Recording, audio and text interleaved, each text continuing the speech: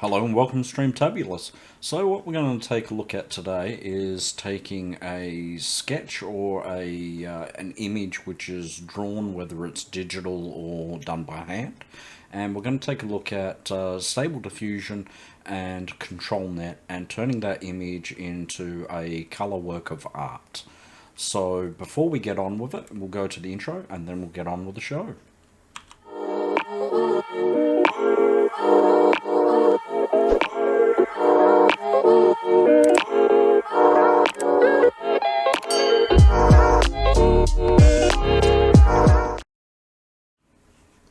Okay, so here we are in Easy Diffusion, which is a stable diffusion. You can use ControlNet for this as well. They're a little bit different, but I'll try to explain that as I go. Okay, first of all, we want to go to Browse with this one, and we want to open up our image. In this case, I have created this image here. Just a little ghost, little pumpkins. It's got a bit old building in the background, sort of a Halloween spooky scene. And if we click on that image that we've imported, we can now move it also as the ControlNet image. So we do that, and it'll move to down here. You could also choose File and click on the image that way as well if you wanted to. Now, if you're in Automatic 11, when you use ControlNet, you can actually just use text to image, and you don't have to use image to image if you put the ControlNet in, because it will actually have the image, and then so it will be like an image like that, and then next to it, it will have the control that you're choosing, whether it is open pose or if it's line art or if it's sketch and so forth. With Easy Diffusion, we have this as the control, and this one turns purely to the type of artwork or the type of control that is being used. So we're setting this up as line art realistic. I have put my model in, which is realistic vision. I'm going to generate 2 images. Now you need to make this smaller if you have an older system. You can always upscale it later like I do. We're going to move our guidance. I'm going to start a little bit strong. I'm going to go to 7.9, and I'm going to put my prompt strength up as well because I'm going to describe what I want in the image. So we want seed on random. We put our description in here. So I have a detailed Halloween cartoon style picture. Nighttime, bats, old spooky wooden haunted house with creepy glows. Put from windows, and we'll see if it can actually work that out. I want a cute ghost. I have my little ghost in the image, and he's carrying a jack-o'-lantern. A jack-o'-lantern is important to have in there because not just this, but it will also use that word and pick up that these are jack-o'-lanterns as well, I hope. Sky, nighttime, purple glow. I kind of want a purple glow to that nighttime sky. We'll see if it can get that. So we have all our parameters put in. Negative. If I'm doing something like restoration of a photo, I'll usually have the word cartoon 3D animated in there. You don't want that in this case. If you have those words in there, it will just kick out your black and white image still. So we don't want poor quality. We don't want watermark or writing. Sometimes the AI thinks, oh, this would look good if we put some random gibberish at the bottom. And yeah, we don't want that. And then we just click Make 2 Images. And you'll notice that it has turned, there's my control image there.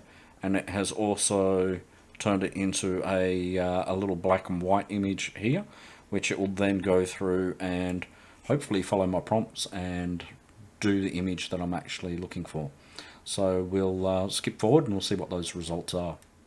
Okay, so we have our images here that have generated. I like them. I will save them. Okay, now we will get some little muddle ups here and there, like the pumpkin face on this one's not too good, but it's better on here. The ghost is much better on this one, but the background is better on this one here for the house, and I like that sky as well. We have some purple glows coming out, but it's not really in the sky. we may have to control the weight in the image a little bit more there. But what I like to do is I take the images and I save them, and then I'll use PaintShop Pro and I'll put each of the images in as layers, and then I will I'd erase this ghost here, for example, and have this ghost here as the dominant one.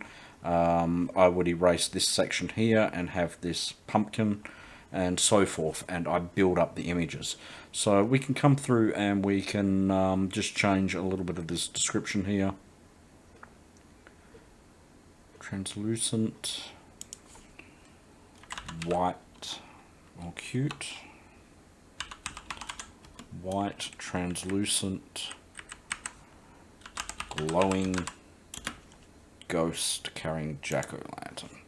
I'm going to attempt to put that in brackets, which is meant to let the AI know that this is one thing that it's meant to be looking at separately. Doesn't always work well, so we'll do that and we'll see how we go there.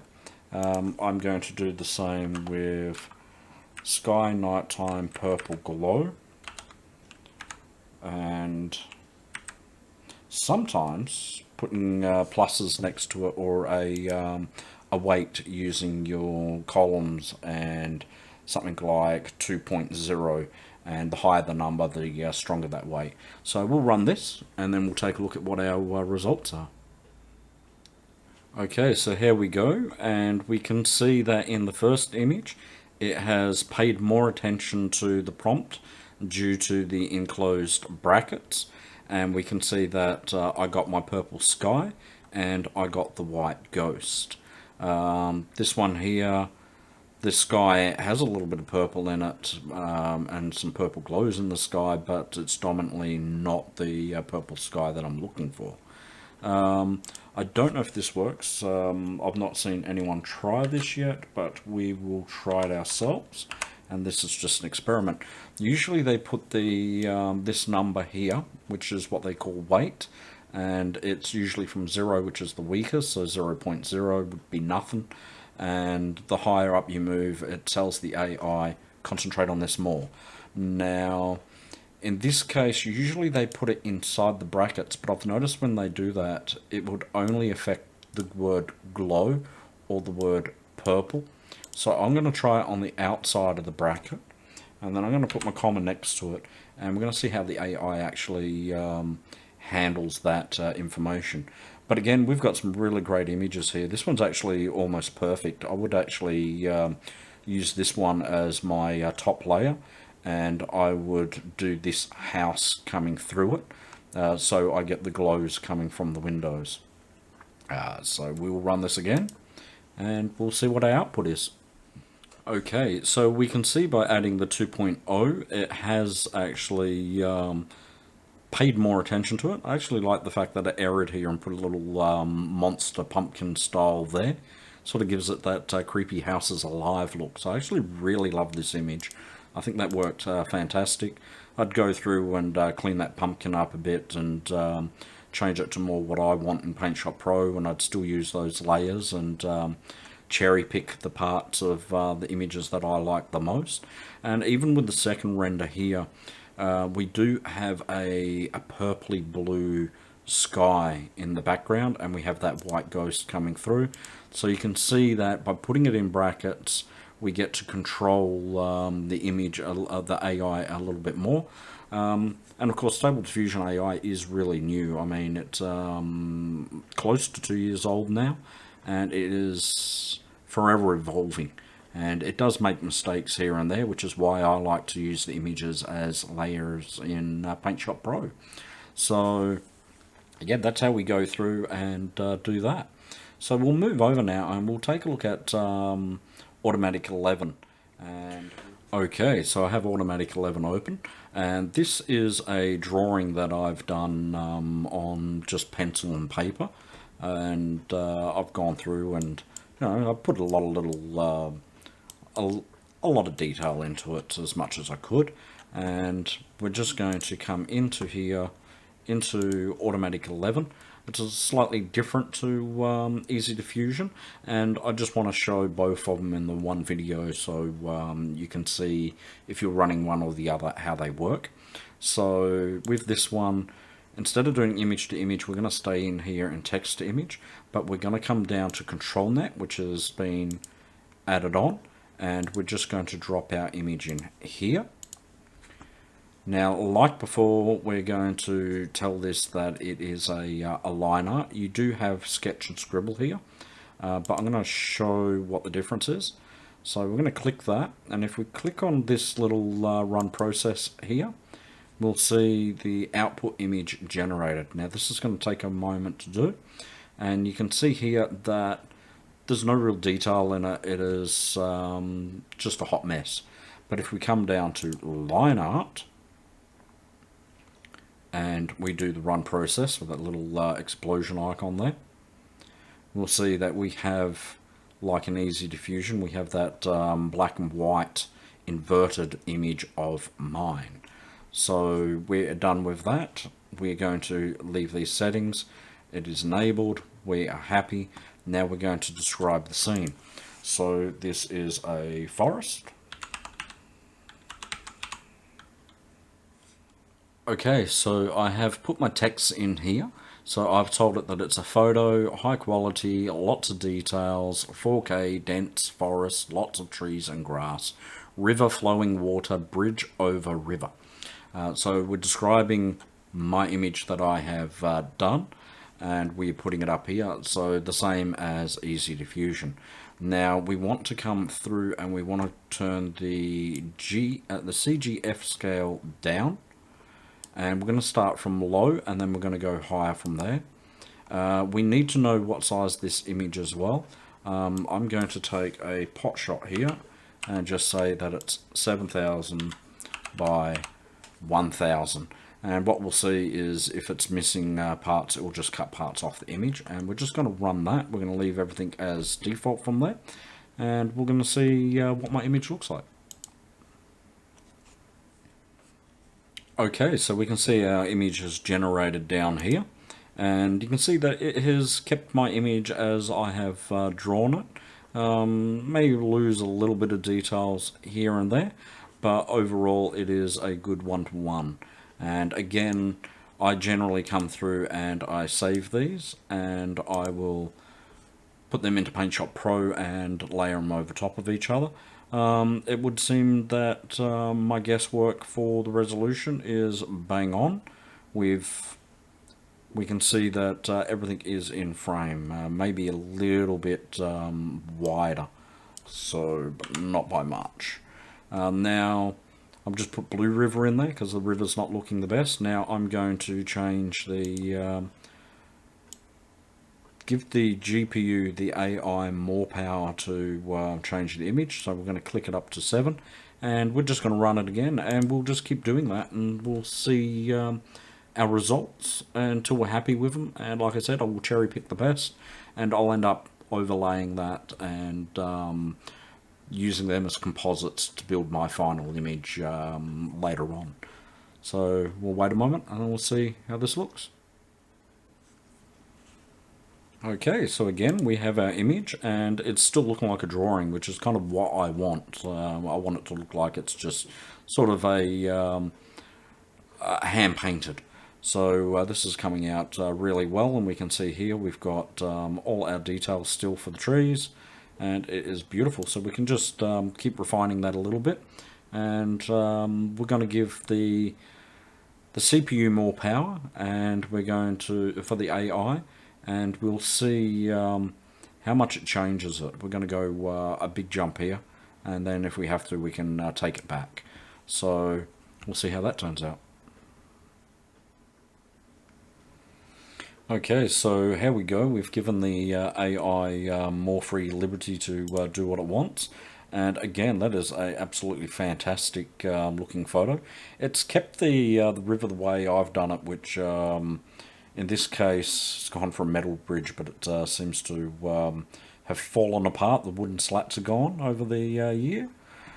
But yeah, you can see here with my original image, the way I have the water going through is not the best. So this will work great as a composite, and then I can just go through and fix that up manually and actually brush that in.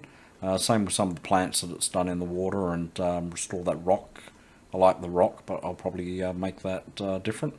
So it's a great image to work from and just put into Paint Shop Pro and then layer up and finish it off. So I do love that. I'm going to do one more run, and I'll just put wooden bridge over over the river, and we'll see what that does. And yeah, I will also put the word realistic for the river.